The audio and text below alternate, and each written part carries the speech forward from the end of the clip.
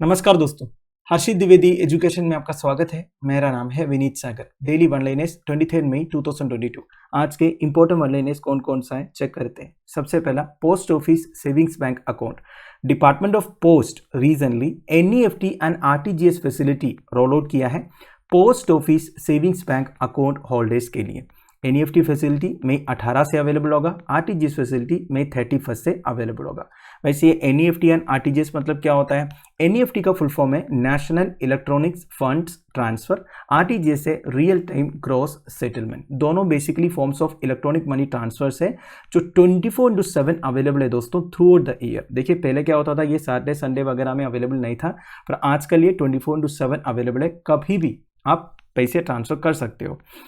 NEFT transactions are settled in every 30 minutes in batches. इसका मतलब क्या है दोस्तों? देखिए एक दिन में 24 घंटे होता है और 24 घंटों में 48 बैचेस है एनईएफटी ट्रांजैक्शंस के लिए। मेरा कहने का मतलब है दोस्तों, हर 30 मिनट में सारे पेंडिंग एनईएफटी ट्रांजैक्शंस को सेटल किया जाता है।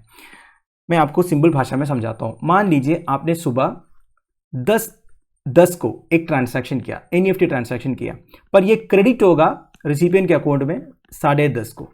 मतलब 10:01 से लेके 10:29 तक जितने ट्रांजैक्शन होगा ना, वो पूरा 10:30 को सेटल किया जाएगा। फिर 10:31 को अगर आप कोई ट्रांजैक्शन करते हो, वो कब सेटल होगा?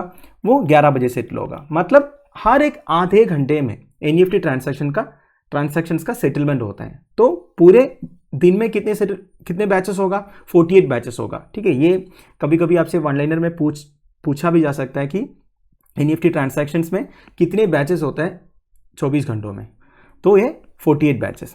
और आरटीजीएस ट्रांजैक्शंस मतलब क्या है? आरटीजीएस रियल टाइम सेटल होता है, कोई बैचेस नहीं। जब आप ट्रांसफर करते हो सेम टाइम क्रेडिट हो जाता है। समझ गए आप? नाउ अब आपको यह भी समझ में आया होगा, जब आप एनईएफटी ट्रांजैक्शंस करते हो थोड़ी देर बाद वो रिसिपिएंट को मिलते हैं पैसे जो है, वो इसलिए कि वो बैचेस में सेटल करता है। ठीक है, हर एक आधे घंटे में इसका सेटलमेंट होता है। नाउ एनईएफटी ट्रांजैक्शंस का कोई मिनिमम लिमिट भी नहीं है, मैक्सिमम लिमिट भी नहीं है। आरटीजीएस का मिनिमम लिमिट है 2 लाख के ऊपर जो पैसे है ना दोस्तों, वही आप ट्रांसफर कर सकते हो। तो मिनिमम 2 लाख होनी चाहिए आरटीजीएस के लिए। मैक्सिमम लिमिट कुछ नहीं है, आप कितने भी ट्रांसफर कर सकते हो। तो इतना समझ में आ गया। तो post office savings bank account में मई 18 एंड मई 31 से NEFT and RTGS facility available होगा, ध्यान दीजिएगा। अगला है doctor Jitendra Singh, union minister of state, ministry of science and technology, recently launch किया है single national portal for biotech researchers and startups. ये पोर्टल का नाम है बायोरैप। बायोरैप का फुल फॉर्म है biological research regulatory approval portal. देखिए हमारे देश में जितने बायोलॉजिकल रिसर्चर्स हैं ना दोस्तों, उनको रिसर्च एक्टिविटीज के लिए अप्रूवल लेना पड़ता है कंसर्न अथॉरिटी से। पहले ये अप्रूवल वगैरह ऑफलाइन होता था, काफी सारे प्रोसीजर्स फॉलो करना पड़ता था। तो अब ministry of science and technology एक पोर्टल लॉन्च किया, या फिर एक वेबसाइट आप बोल सकते हो, जिसके थ्रू जितने बायोलॉजिकल रिसर्चर्स है वो अपना अप्रूवल ऑनलाइन ले सकता है। तो ये बेसिकली गवर्नमेंट की जो पॉलिसी है ease of science as well as ease of business, इसी को सपोर्ट करते हैं। वैसे ऐसा एक्सपेक्टेशन है दोस्तों, India global bio manufacturing hub बन जाएंगे एंड टॉप 5 कंट्रीज में इंडिया का नाम आएगा 2025 तक। तो गवर्नमेंट की तरफ से बायोलॉजिकल रिसर्चर्स को इस तरह सपोर्ट किया जा रहा है। Now the portal will also allow stakeholders to view the approvals granted against ये specific application using a unique biorap ID। तो सारे रिसर्चर्स के लिए एक यूनिक बायोरैप आईडी दिया जाएगा। तो उन्होंने जितने एप्लीकेशन फाइल किया होगा, अपलोड किया होगा, वो सबका स्टेटस क्या है ये सब पता चल जाएगा इस पोर्टल से। And according to the minister, biotechnology has quickly emerged as an academic and employment opportunity for young people in India. देखिए काफ़ी सारे लोग आजकल बायोटेक्नोलॉजी रिलेटेड कोर्सेज वगैरह करते हैं, बायो रिसर्चेस करते हैं। तो आजकल इंडिया में biotechnology as an academic and employment opportunity भी बन गया है यूथ के लिए। एंड आज के हिसाब से देश में 2700 बायोटेक स्टार्टअप्स है एंड ओवर 2500 बायोटेक कंपनीज है। अगला है गामा पहलवान। अगर आपने कल का गूगल डूडल नोटिस किया तो आपने इनका फोटो देखा होगा। यह है रेसलर गामा पहलवान। इनका 144th बर्थडे था कल। इन्हें पॉपुलरली द ग्रेट गामा भी बोलते हैं। One of the best wrestlers है ऑल टाइम का। कोई भी इंटरनेशनल मैचेस में इनको हरा नहीं पाया किसी ने भी, इसलिए इनको द ग्रेट गामा बोलते हैं। वैसे गूगल डूडल क्रिएट किया था गेस्ट आर्टिस्ट वृंदा जावेरी ने। गामा साहब अपने करियर में काफी सारे टाइटल्स जीते थे, notably Indian versions of the world heavyweight championship and the world wrestling championship also. वैसे वर्ल्ड रेसलिंग चैंपियनशिप में इन्हें टाइटल ऑफ टाइगर भी मिला था। इन्हें सिल्वर मेज भी मिले थे प्रिंस ऑफ वेल से जब वो इंडिया विजिट किए थे। इन्हें रुस्तम ई हिंद भी बोलते हैं। इनका जो करियर है ये 52 ईयर्स के लिए था।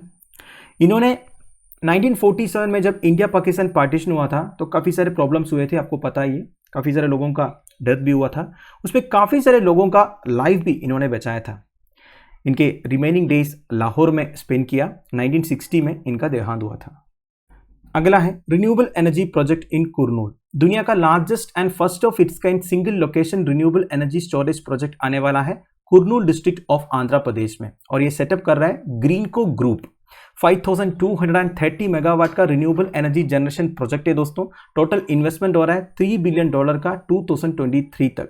इसमें $1 बिलियन का इन्वेस्टमेंट केबल स्टोरेज कैपेसिटी के लिए खर्च किया जाएगा। Remaining $2 billion in setting up 3000 megawatt of solar power generation, 550 megawatt of wind energy generation and 1680 megawatt of hydel power generation capacity के लिए खर्च किया जाएगा। ठीक है, नाउ ये प्रोजेक्ट इंडिया को हेल्प करेंगे एनर्जी सिक्योरिटी अचीव करने के लिए। और देखिए इस प्रोजेक्ट से जितना करंट का जनरेशन होगा या फिर पावर जनरेशन होगा ये कहाँ सप्लाई होगा। एक तो दोस्तों आर्सेलर मित्तल के लिए सप्लाई होगा गुजरात में जो फैसिलिटी है, और स्टेट्स लाइक बिहार, राजस्थान, वेस्ट बंगाल के लिए भी इधर से पावर का सप्लाई होगा। ठीक है, और ये storage project green hydrogen produce करने के लिए भी यूज किया करेंगे। और ये प्रोजेक्ट ऐसा एक्सपेक्टेशन है इस प्रोजेक्ट से 50 मिलियन टन ऑफ CO2 का अवॉर्डेंस होगा। समझ रहे हो आप? देखिए आप जितना रिन्यूएबल एनर्जी से पावर जनरेट करोगे उतना अच्छा ना, उतना कम फॉसिल फ्यूल से पावर हमें जनरेट करना होगा। तो 15 मिलियन टन ऑफ CO2 को ये बचाएंगे, which is equal to emissions from 3 million cars annually. ठीक है, 3 मिलियन कार से जो एमिशंस होते हैं दोस्तों, दैट इज रफली इक्वल टू 15 मिलियन टन। उतना CO2 एमिशंस को हम अवॉइड करेंगे इस प्रोजेक्ट से। वैसे ग्रीनको के बारे में अगर बात किया जाए, ये 2 largest global sovereign wealth funds own करता है, government investment corporation of Singapore and Abu Dhabi investment authority of UAE along with Orix corporation of Japan. तो ठीक है, तो ये 3 जो एजेंसीज का एक कॉन्ग्लोमेरेट आप बोल सकते हो ग्रीन को। कौन कौन सा? एक सिंगापुर कंपनी है, एक UAE कंपनी है और एक जापान कंपनी है। Final news, polio virus. South east African country Mozambique में टाइप 1 पोलियो वायरस का डिटेक्शन हुआ है, वो भी एक बच्चे में। मोजाम्बिक का टेटे प्रोविंस में ये डिटेक्शन हुआ था। वैसे दोस्तों दुनिया भर में पोलियो वायरस को एलिमिनेट करने के लिए इम्यूनाइजेशंस होते हैं, हमारे देश में भी होता है। पोलियो इम्यूनाइजेशन के बारे में आपने सुना होगा, बच्चों को दिया जाता है, वो भी 5 साल के नीचे जो बच्चे हैं उनको दिए जाते हैं।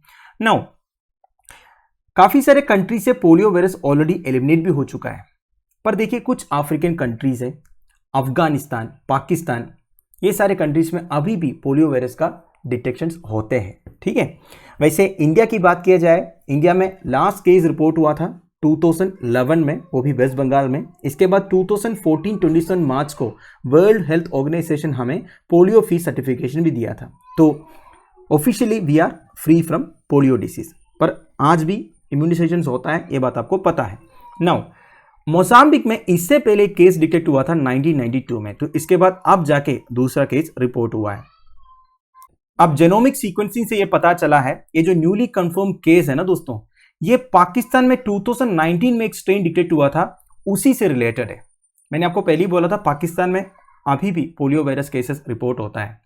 वैसे मोजाम्बिक में रिसेंटली एक मैस वैक्सीनेशन कैंपेन भी इन्होंने कैरी आउट किया था, क्योंकि मलावी में, देखिए मोजाम्बिक का एक नेबरिंग कंट्री है मलावी में पोलियो वायरस का डिटेक्शन हुआ था, इसलिए मोजाम्बिक में इन्होंने 4.2 मिलियन चिल्ड्रन को इम्यूनाइज किए थे। इसके बावजूद एक केस अभी रिपोर्ट हुआ है। पोलियो वैसे हाईली इन्फेक्शियस वायरस है दोस्तों, largely children younger than 5 years को ये अफेक्ट करता है। वैसे पोलियो के लिए कोई क्योर नहीं है, it can only be prevented by immunisation से ही हम पोलियो वायरस से बच सकता है। तो दोस्तों दैट्स इट। आई होप आपको वीडियो इन्फॉर्मेटिव लगा होगा। वैसे आज मंडे है, इंपॉर्टेंट न्यूज़ थोड़ा कम है। लेक्चर की PDF एज यूजुअल आपको टेलीग्राम चैनल में मिल जाएगा, जिसका लिंक नीचे प्रोवाइडेड है। Thank you for watching, bye bye, have a nice day.